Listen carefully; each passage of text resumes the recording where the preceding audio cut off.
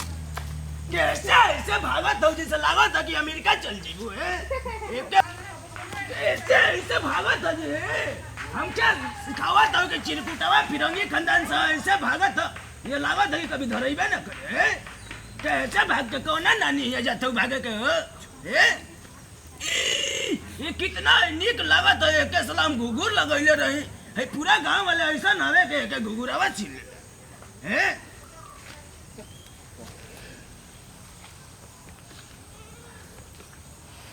ए जा चले तो ए के हम भागत है आ ओकरा खेतवा में जेबो झिंगना के बड़ी हमर बड़ी यार दुश्मन हमके मार के जे उलट रे हम तो दिन दिन भाई को पारा रखला है के जने का करत घरवा में जब से ओकर बियाह के साला के ले ले को जे निकलते ना रे भैया है पूरा गांव वाले जितना देखा तो कहत कि काहे चिरकुट दादा तोहरे पड़ावा के एकदम से सवरियो रहे से भी निक लगत रे हैं। जय सर कहीं के तोहरे बियाहवा ना होत रे वो तो हनुमानगढ़ी के बाबा को उतना कृपा बा के तोहरे बियाहवा हो गई हैं। तोहरे बियाह में कहां से हम दौड़ल रहे हे 5-5 को 10 को बकरी साला रख देले हमें खियावे कति चलत एक शर्म ना आवत है गांव वाले भैया है। का हो गई बाबू का है हो का हो गई कब से सर कहीं कब से कौन दुनिया में कोई हवा हो हैं। एक सुबह से आई ले ना खाए का पूछा था कौन ना कुछ पूछा था बाबा ने बिदा कला होने ओने पिता कोई ना कहो एगो सर चलत हवे वो कहां रहत मालूम ना वो कहां गइल बा हमारे के मारल जवाब आवे नी आ बूढ़ी कैसे है के छोड़ के गइल बिना नार के पैदा कर देले है ए सर के हम गाला पे मिली सुना तो एकदम समझ में ना आवत अपने जाके या गुलाट पलट गइल मान त कर तक या के पूरा रख दी छतिया पलट खचे चाजीबू हौ खेता में पड़ल बिया मार लोग ये सन धरो न तो आई रे भैया ओ झिंगना के खेतवा में पर गुलाउ त सला वैसे मार लगी आगे के इंजन पीछे हो जाला तो कैसे देख अरे एकदम से मार के उलाट देवला है भैया अरे ओने मत जा का सर कहीं के पकड़ रे जे हमरे पीछेवा का चल ए झिंगना हमके बड़ी उलाट पलट के मारे ए रनिया ओने कहां जाता हो ए सर कहीं का गोए जाओ डांस करत हो लूंगी डांस करे आइलो हैं। तो ऐसा सर एगो काम कहत है नींद से कमाओ ना करता यही से सर तोरे बियाहवा ना होता हो तने के कहला बकरी खोले खातिर ए उहे हमसे कहला कि बाबूजी जे बकरिया रखले हवा ऐसे चलत ए बाबू ए बाबू बाबू का चिल्लत भैया भौजी के लेके गइल बड़ा हनुमानगढ़ मंदिर में भैया ए रे कब से हो जा गइल साला हमरा से बिना पूछले चल गुलो हम हनुमानगढ़ी के बाबा के बहुत हम प्यार हो से करती है हमरे बाबा रहन हमरे बाबा के से बतना सिखावत हमें ओके बारे में कहला था हमसे बिना पूछले चले गइल कैसे हो से चल गुलो ओके समझ बनाओ तो बाबू से बेगर बताओते जाता जा और ला अब ना करबा बिया लो 5 लाख लेके करो ए सर कहीं के कब से तू कहां रहो अभी कनी आवत हो बतावे हैं गई धान पटावे पतियावे चलल बड़ा ए का समझ बनावत है गांव वाले भैया ऐ जो देखी जो का कही हो ये कैसे साला एकदम से बेशरम कहे के देखो बढ़िया बा माई के चढ़ावे के बात तनी बढ़िया दिखाओ भैया बहुत बढ़िया बा ले जा देखा एगो 1800 रुपया के पड़ी 1800 हाँ लाल साड़ी माई के चढ़े ला ले लो 150 में देबो तो बोल कहू ना मिली बड़ी मुलाई कर तो तू ये 1800 के 1800 के ई पवन सिंह के मेहरारू के दिया बा खागा तड़ा बहुत बढ़िया साड़ी बा ले जा बढ़िया तनी दिखावा बढ़िया बा 1800 रुपया दियो आई देखो के लेबू तो 2500 के बा भाई 2500 के हाँ। 500 के तब दर्रा करे तब ना आई तब ना बड़ी मुलाई कर तो तू कहां से आइल बड़ू चिरकुटा बाबा के नाम सुनले चिरकुटा बाबा के या हनुमानगढ़ी बाबा के नाम चलेला चिरकुटा बाबा से तो ही ना होन हां तू ही ना रहेला उतना मुलाई मत करो ए जी सुनो तनी हां बोल आओ तनी का लेता रे साड़ी ले ओते माई पे चढ़ावे के बा कातना कहता रहो भैया 1800 बड़ी मुलाई करता रे तो चुनरी नहीं थे चुनरी से बढ़िया भाई लाल साड़ी पर माई मान जाई है तो कुछ कम करो 100 रुपया कम दी हो 100 रुपया हाँ अरे जाए के बा हनुमानो गढ़ी हो। हाँ तो ले लो। चल चले के हनुमान गढ़ी बा। उनकर नाम हो बाबूजी जे बहुत नाम सुनेलन तो बहुत लुंगिया पाटे पे दौगी चलन उनका नाम तो। चली हाँ एक बार घुमावल जाई। हाँ चल ले लो चुनरी चुनरी तो हले ही नहीं। हाँ चुनरी से बढ़िया साड़ी बने तो माई मान कम बेसी भैया कह के दे दो। 50 रुपया कम दे। ना ना। कम कर दो। तब कितना 500 के बोला तब रख कहाँ से आइल बड़ी उतना मोलाई करत तू जतरा खराब कर देलू हमार। अरे भैया जाता रे खराब कहाँ होता थे ले लो। अरे हतना मोलाई कर जाला माई जी के दर्शन करे जाए के बाटे रो। हतना मोलाई कर जाला कहाँ घर इनकर कहाँ से आइल बड़ी। रेट भैया हम सही लगावत नहीं। 50 रुपया कम दी रौरा ले जाई मोलाई मत करी। ठीक है 600 के देबा ना 600 में ना दे। ए भैया का करत रहो। अरे भैया साड़ी ले तनी जाए खातिर हनुमान गढ़ी है माई जी तक चढ़ावे के बाद साड़ी लेता रहो। हां ओने अभी हनुमान गढ़ी जाए के बनू। रुको बाबू से कहो तनी बाबू के तो कुर्ता नानू किनल है फाटल पहन के घुमत तनी। अब मौजी खातिर 2000 का साड़ी किनत रहो। बाबू से जातनी कहे बाबू हनुमान ए बाबू हो ए बाबू देखो होय का कुले बा देखो ऐसा तो है कि अरे कितना पूजा का टाइम हो गलो अब क्या हो कब से तो गए लुगा ना किना तो ये पूरा लुगा ना कइला हो तो ले लेते तो का हो जाता। हे हम कब से हो जब बाबा का दरबार में जाकर हम ताकत देंगे पता ही है बाबा ले कैसे ऐसे करता रे साला भूखा एकदम एकदम चमन को चाप के यही जब मुंह आदि तो चल ए भैया दू गो साड़ियां हमके देता। हाँ 2 गो ले ली दोनों का 1800। मर्द एक कौना दुनिया सही 1800 रहा तब 8 रुपए में एक हम लेके कितना किन का बुढ़िया तुम दे ले चिरकुट बाबू केनाहू ना मिली। ए भैया हमके बूढ़े मत समझिए हम अपने जवानिया में ऐसा किन का कितना बुढ़िया के पहनैले हैं कि पूरा गांव वाले देखते वही करे साड़ी बहुत अच्छा बा ले लो चिरकुट बाबू। क्या पता ये हमें तोरा कौन पसंद पड़ा हमरा हाई पसंद बा। आज बाबू कोई हाथ ना बढ़िया ए सर तो क्या मैं समझ में आता तोरे रानी है ये को के भी ऐसे की ए के दे इतना पे पूरा देवी देवता इतना खुश हो जाएगा 55 को हमरे नाती हो तो पैसा है क्या कहती पैसा दे तो तू कोई रहो एकरे मतरिया भी पैसा ना देले साला सही जात हो ससुरारी खले पहुंचावत है ऐसे कहत तू तो तेलों के गाड़ी के तेलों के पैसा ना देले रह। ए भैया ए ढोला के ना थव ना हां ए वो से मर्द तू पैसा ले लिया हो के हम पैसा 500 रुपया दिले बहानी नहीं खे भाई चिरकुट बाबू है बहानी कैसे नहीं से कहत दो मर्द भिखारी होती काई हो दुनिया में पहला बार कपड़ा बेचा बहानी नहीं खे भाई ए में धरा ए भैया देखिए हम पैसा का बदला में हम झिटका उठका भी बगली में डाल के जाएंगे फिरंगी खानदान से देखिए बाबू, मर्द कहीं के ऐसे रखत ऐसे कहत हवा मर्द तोरे बाबू आए ढोड़ा को कितना हमारे बचपने का संगतिया है जब भी आवत रहेगा बुढ़िया का 55 को साड़ी दे बहुत बढ़िया साड़ी दले बनी चिरकुट बाबू। हम क्या लागत है भैया तू ठगत चलत हवा हनुमान गढ़ी के बाबा के दरबार में मानी ना ठग। हां तो के नाम जानत हो ओइ जे हमरे बाप हमर जात रहे 3 दिन में ओइ जे रहत रहे उनकरे साथे खेला उठा बैठा सब करत एकदम ना ठगम। आज उनकरे देला भाई 55 को बाल बच्चा कइला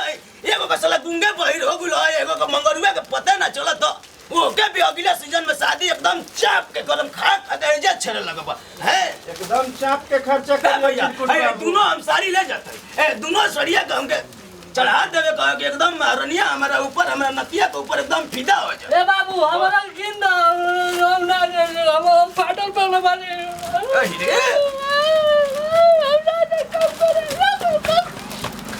सर भाई के हे मेहरानू वाला तू पहन के चलवा है क्या कहत हवे किने के ऐसे का बुझे यही रहे चिरकुट बाबू फराक किन दो फराक के नहीं बेटवा के हे कितना निक लमर लइका कितना निक है के देखे ते गांव वाले के एकदम पगला जा ए भैया बतावा के कब हम रुपए 1800 द चिरकुट बाबू। ए भैया 8 रुपए में दे देबा तो के कोई दिक्कत है बाल बच्चा का खाई चिरकुट बाबू। ए बाल बच्चा जो खाता हुए खाई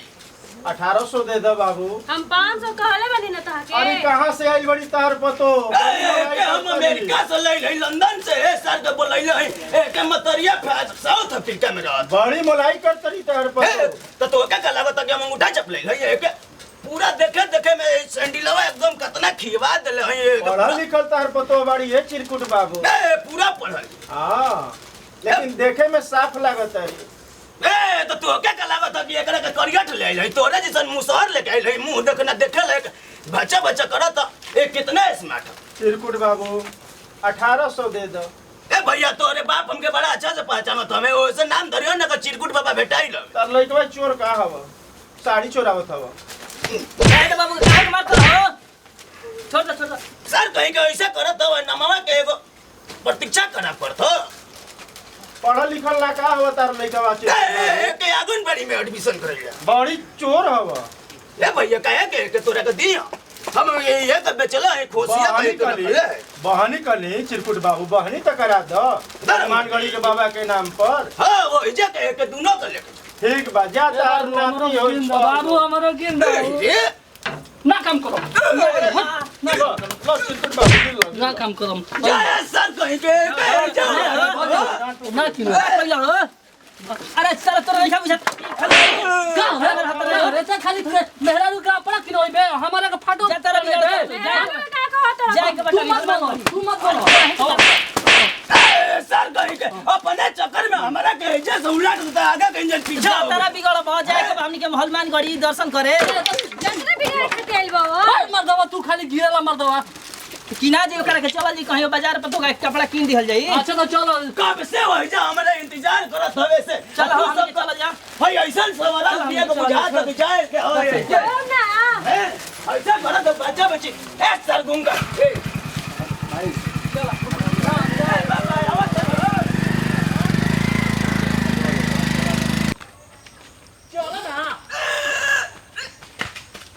चलो ना भैया एक गिरा के रे चल आराम से भाई पूरा खींच देता साला लगनी है जे हमर पेट खुल आराम से चले के नहीं थे ढंग चलो से लो नहीं तो जाए बोला के ढंग है पूरा है कौनो को देखे के में कौनो को खोखे के मजाल ना अपने फिरंगी खंदा से सब जंगल चिटवा लेट हो जाए फिर गेट बंद हो जाए तो के हो तो सर है पूरा नौवा के सोर हो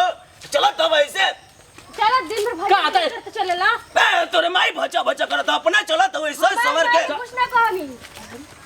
लो ये भैया ये जो लड़वा लोग हाय कैसे बोलत रे चल रे कैसे बोलत रे सब सर भाई सब को कैसे भैया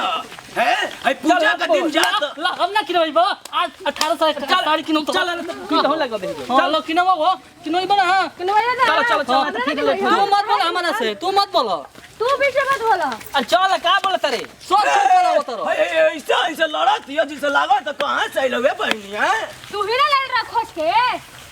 कौन बेटा खाती चल रे का बोलत रे तेरे का है ओ कर जा सर के लो धरो दिन भर खाली मारते ही चलेला कैसे मारा तड़न घाव लागत कहत नहीं ना तिबा सर तो के घिउ जिंगल लगा ऐसा चला था बाबू अरे मत कहां है चप्पल लगा के चावल में खाओ चलेला कहत तनी कि मत ऐसे चलो चप्पल लगा के मार थोड़ा तो गोल्डू घा लगा हो हैं लगे ना खाओ चलो चलो बिलाई देख बिलाई सर ऐसे चप्पल खोलाई दे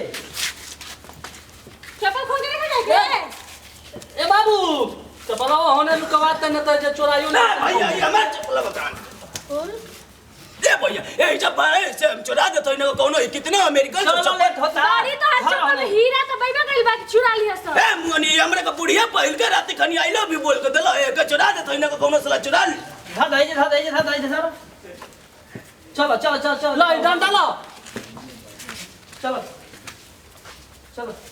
ए के गोड़ चलो मेरी गाना लगा हो मंदिर हो मंदिर में भगवान के गाना गा के ना सुनावे चलो गाना बढ़िया गाना गाबो तो क्या गला बता हम एकदम से हर बोल गाना अब हम चुपचाप से चलो हम पहिल का जमाना के गाना गा भक्ति गाना गाबो तो बढ़िया रही मेरे प्रभु मैं गाली गाना जाओ भक्ति गाना गाओ कभी बढ़िया कैसे के बजावा संतोनी हम बड़ा नीक लग रहा टन टन हां लग जाई हो तू कैसे के बजाइए सब चले के लूर रखे चले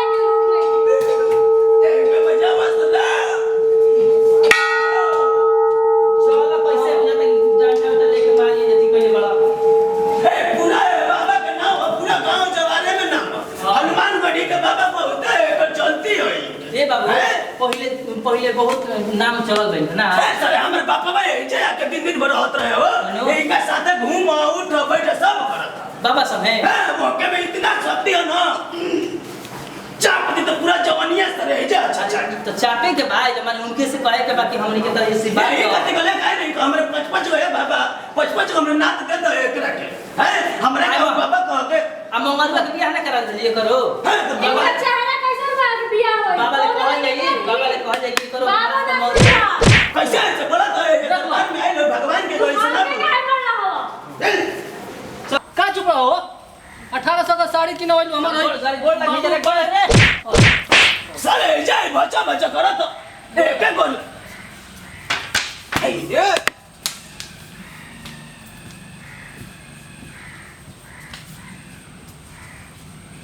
किने हो बाबू ये क्या हम लगइले ये क्या हमर बाबू लगइले हमें देखा तो बस कितना बड़े जगह होइलो हम कभी भी भगवान कैसा है सर तनवा से तो के सुने ना चलो कि बाबू का कहत हवे चलो चलत नहीं घी ने क्या हमर बाबू लगइले रहे हम जब भी भगवान भी आइले का हमरे बाप हमरा याद आवे लगल एकदम नस नस पूरा जवानी चले लगला है कितना मोटा हो गया सोना हमर बाप मोटा बोली के भी बड़ा मोटा ये बाबू है बहुत शक्तिशाली लागत है इतना बाबा खान के इतना मोटा भइल रहा बहुत इनका नाम है ना ए सर तो के शौक लगत है भगवान के आंखें के सामने आके भी तो के शौक लगत ताक दी है अपना अखिया लगे कदम में सवरिया रहे जी सन खिलन खिलन हो जीवा जय अभिषेक बच्चन तोरे सामने रे मंगलवा अरे तोरा का हो रे ये तेरा फरका या का हो बाबू आई हो दादा ये भगवान के कदम निवास सब तोरा कमान अरे मंगलवा हनुमान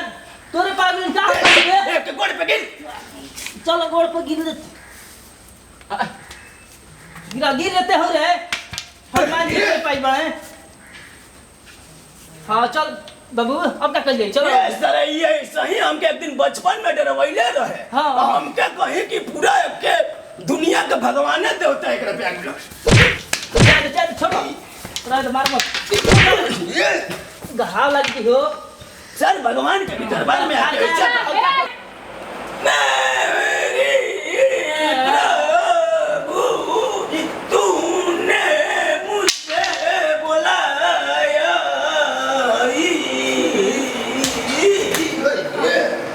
उठाओ बाबू के ना कहीं पे रह जी चला और सर हट छोड़ उठाओ छोड़ छोड़ अब पगला बाबू बस सब या के बिहाता बाबा के का लगल रे त हट यहाँ तबे हम लोग गोड़ लगा जाई ए बुढ़ाऊ ओ सर तो क्या बुझाता हमको भगवान के निवास में रहने की लावा लगी हनुमान जी बाबा हमारे छतिया पे आ गइल हमें पूरा जोश से दे देले हमें कि जा कब बिया पूरा ढैया कोटी है ए पतैया चल चल चल ए बाबा ये तो मांगत है कि हमारे दूध को न छना दे ज्यादा 55 को पूरा गांव वाले देखते हो 10 को मांगला 10 को काहे ला आप 10 को मांगला ए तो हमें वो क्रिकेट का टीम बनावे का फेरा में लागल है तो क्या कर लागत है हमें दोनों के न खेले के लिए एक के कप्तान बनाई में एक के टायर बनाई है आउट ऐसे दिया आउट छक्का तो क्या कर लागत है ऐसे एक के बाबा के गोल लगा चल चल चल चल गोड़ लगा चल अरे बॉस करो तू ना रो खत्म बड़ा जय हो बाबा हम मन बना सपना पूरा कर दीजिए बाबू काम कर ले हो ए बाबू बाबू हमारे बाबू रे आओ है ना ए बाबू हे ओ मोनी मोनी दे मामा तो है चलो चलो चलो हम गोड़ लग भाई लोग गोड़ लग जाए तो बाबा गोड़ लग जा हो बाबू अरे हो क्या बनाई बा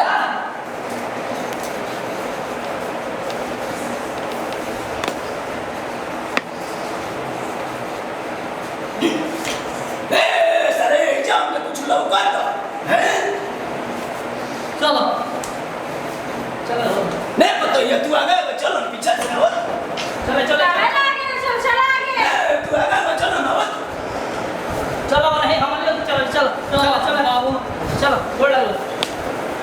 चलो चलो हमें ए बड़ा चल बाप भगवान जी जा बाबू चल चल उधर चल हम के ना मालूम बा मिठाई खाए कदी कहली न कहत कहती कहीं हो खाए है एक का मालूम बा कभी चिरकुटावा कितना चला हमरे का हनुमान जी इतना चढ़ा के बनैले हमें तो पूरा इंडिया के पूरा पाकिस्तान के लोग ना उतना चढ़ा एक का लागत हम कहीं पर सदिया चुरा के खाए खाती जे लुका लुकाई